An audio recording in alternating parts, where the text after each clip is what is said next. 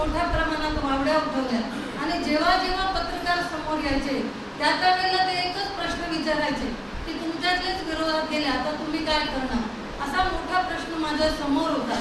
आणि त्यामुळे मी आपल्या शहराध्यक्षांना सांगेल की आपल्या जे झारीतले शुक्राचार्य आहेत यांना वेळीच आवडायला शिका.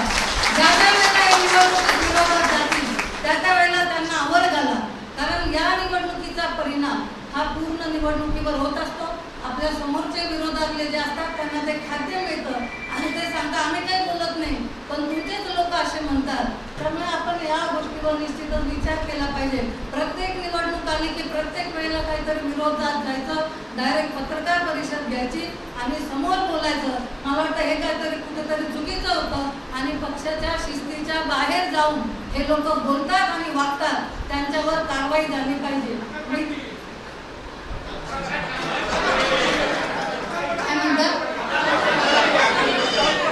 आज झाली पण ते काही आपल्याला जाऊन विरोधात काम करतात, त्यांचं काय करतात. आपल्या समोरचे जे उमेदवार होते दिनकर पाटील यांची प्रचंड दहशत होती आणि त्यामुळे आपल्यातले बरेच पदाधिकारी इच्छा असूनही ते बाहेर पडू शकत नव्हते. कारण कोणी जर माझ्या सोबत दिसलं की त्याला लगेच फोन, काय रे तू काय मॅडमचा प्रचार करतोय का, मग तुला असं करू मग तसं करू, असं सुद्धा काहींच्या बाबतीत झालेलं आहे. आणि त्यामुळे असे बाहेरून आपण जे लोक आपल्याकडे घेतो त्यांचा नंतर काय परिणाम होतोय तुम्ही पाहता. आणि प्रचंड त्रास, प्रचंड मनस्ताप या लोकांना होतो आणि पूर्ण निवडणूक जी अगदी आपल्या हातातली असते ती आपल्याला त्रासदायक ठरते. त्यामुळे मी आपल्याला सांगेल की आपले जे कोणी लोक असं वागत असतील त्यांना मला वाटतं वेळीच समज दिली पाहिजे. बऱ्याच वेळा मी गिरीश भाऊंकडे नेलं, तिथे समज दिली. मी स्वतः प्रत्येकाच्या घरी गेले, प्रत्येकाला समजावलं आणि असं काहीच नाही की कुठल्या कॉलनीत काम झालं नाही. प्रचंड प्रमाणात निधी दिलेला आहे. मी अगदी जाहीर आव्हान दिलं होतं की मी प्रत्येक प्रभागनिहाय कामं दाखवते की कुठे कोणते कामं झालेली आहे, पण आपण कुठलाही अभ्यास करायचा नाही, डायरेक्ट कॅमेरा समोर जाऊन बोलायचं की काहीच काम नाही केला, विकास नाही केला. मला वाटतं अभ्यास करून जर कोणी बोललं तर तुम्हाला ते समजेल. आणि आपल्यालाच आपला प्रभाग जर माहिती नसेल आणि काय काम झालं हे जर माहिती नसेल तर मग तुम्ही अशाच पद्धतीने बोलणार असं मला वाटतं. त्यामुळे हे जे लोक आहेत मला वाटतं त्यांच्यावर पहिले कारवाई तर झालेलीच आहे, परंतु जे लोक आपल्यात राहूनही दुसऱ्यांचं काम करतात त्यांना आपण काही करू शकत नाही का, हा पण एक मोठा प्रश्न आहे. कारण काही लोक दाखवतात आम्ही तुमच्या सोबत आहोत, आम्ही पक्षातच आहोत, परंतु कुठेतरी काहीतरी यायचं नावाला म्हणून. तुम्ही आपल्या अंतर्मनाला विचारा की तुम्ही काय काम केलंय, किती काय काय केलं, तुम्ही अंतर्मनाला निश्चितच त्याचं उत्तर तुम्हाला मिळेल की तुम्ही किती प्रभाग बैठका घेतल्या, किती लोकांपर्यंत पोहोचले. आणि समजा आज ही निवडणूक आमची आहे पण उद्या तुमची आहे आणि जनतेला कळतं की तुम्ही काय केलंय, त्यामुळे जनताच त्या लोकांना मग परत प्रश्न विचारेल किंवा त्यांची जागा त्यांना दाखवून देईल. त्यामुळे प्रामाणिकपणे काम करायला शिका. पहिली गोष्ट आपण एका पक्षाचे, मोठ्या पक्षाचे आपण सदस्य आहोत, मोठ्या पक्षाचे जबाबदार पदाधिकारी आहोत आणि त्यामुळे आपण जर अशा पद्धतीचं चुकीचं काम करत असेल तर मला वाटतं हे अत्यंत चुकीची बाब आहे. अशा लोकांना जाब विचारला पाहिजे. जर जाब जरी नाही विचारत तर मला वाटतं जनता ही त्या लोकांना नक्कीच जागा दाखवेल. कारण आम्हाला लगेच लोकांकडून फीडबॅक यायचे. आम्ही ज्या वेळेला प्रचाराला जात होतो लोक आम्हाला सांगायचे अहो तुमचा हा कार्यकर्ता दिसत नाही किंवा तुमची ही व्यक्ती असं काम करते, तुमची ती व्यक्ती चुकीचं काम करते. हे लोकांकडून आमच्यापर्यंत सगळ्यांचे संदेश हे मिळाले होते आणि जे कोणी जीव तोडून काम करत होते त्यांचं सुद्धा आमच्यापर्यंत पूर्ण रिपोर्ट होतं. त्यामुळे आमच्या लक्षात आहे, आमच्या हृदयात आहे की कोणी काम केलंय. नक्कीच त्या व्यक्तीला आम्ही अगदी आमच्या शेवटच्या श्वासापर्यंत त्या व्यक्तीला कधीही आरोप केला नाही. हे मी आता तुम्हाला सगळ्यांच्या साक्षीने इथे सांगते.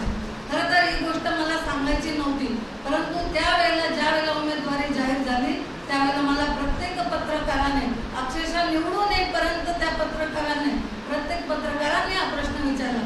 आणि त्यामुळे आपलेच लोक जर विरोधात गेले तर आपल्याला काय सामना करावा लागतो हे तुम्हाला नसेल माहिती, परंतु मला त्याचा खूप त्रास झाला आणि मला प्रचंड मनस्ताप त्या गोष्टीचा सहन करावा लागला. आणि त्यामुळे आपल्याला जर पुढे जायचं असेल, ज्या व्यक्तीला राजकीय क्षेत्रात पुढे जायचं आहे त्या व्यक्तीने पहिल्यांदा प्रामाणिकपणे काम करायला शिका. आपण ज्या पक्षाचे सदस्य आहोत त्या पक्षातनं प्रामाणिकपणे काम करा. मला वाटतं नक्कीच आमच्या आई वडिलांनी शिकवलेला कर भला तो हो भला. तुम्ही जर चांगलं केलं तर निश्चित तुमच्या आयुष्यात तुमचं चांगलं होईल, हे आमच्या वडिलांनी शिकवलेलं आहे. त्यामुळे तुम्ही जर चांगलं केलं कोणाचं तर तुमचं 10 पटीने चांगलं होईल, हे मला खात्री आहे. खरं तर आपली सत्ता आता येणार आहे. आदरणीय देवेंद्रजी हे मुख्यमंत्री होणार आहे आणि मी आपल्याला सांगेल, आपण नुसतं म्हणतो एक आहे तो सेफ आहे, हे फक्त म्हणायला ठेवू नका. आपण सगळेजण एक राहू. म्हणजे आपल्याला नाशिक शहरात जे काही चांगले पुढे कामं करायचे आहेत, पुढे सिंहस्थ आहेत, त्याकरता आपल्या सगळ्यांना एक राहणे फार महत्त्वाचं आहे. नाहीतर एखादा पदाधिकारी एखाद्याला धरतो आणि त्याला चुकीचं फिडिंग करतो, मग ते बाजूला होतात आणि काहीतरी ह्याच्या विरोधात काहीतरी कामं करायला लागतात. हे पण काम आपण थांबवले पाहिजे.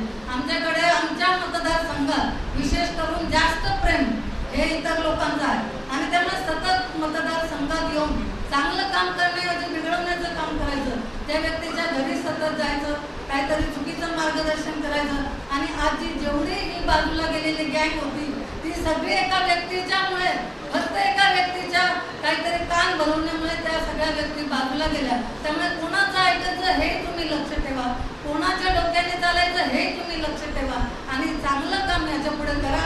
आपल्याला महापालिकेत भारतीय जनता पार्टीचा पुन्हा एकदा महापौर बसायचा आहे. मी तुम्हाला सांगेल, ज्याचे नगरसेवक जास्त येतील त्यांना तुम्ही मोठे पद द्या, महापौर पद द्या, चांगले पद द्या. आमच्या मतदारसंघावर कायम अन्याय होतो. त्यामुळे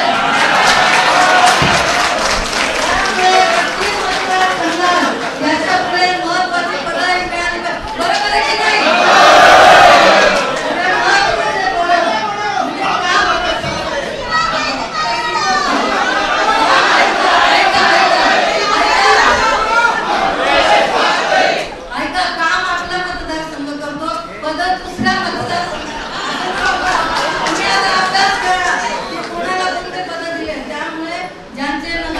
जास्त त्यांना चांगले पद द्यायचं यापुढे ठरवा. आपण सगळेजण झालं गेलं सगळं जाऊ द्या, आता गंगेला मिळालं, याच्या पुढे सगळेजण जोमाने कामाला लागा. महापालिकेत आपली सत्ता आणा आणि आपला भारतीय जनता पार्टीचा झेंडा हा महापालिकेवर फडकवा. एवढंच या निमित्ताने सांगते. पुन्हा एकदा सगळ्यांना धन्यवाद देते. जय श्रीराम. एबीपी माझा, उघडा डोळे बघा नीट.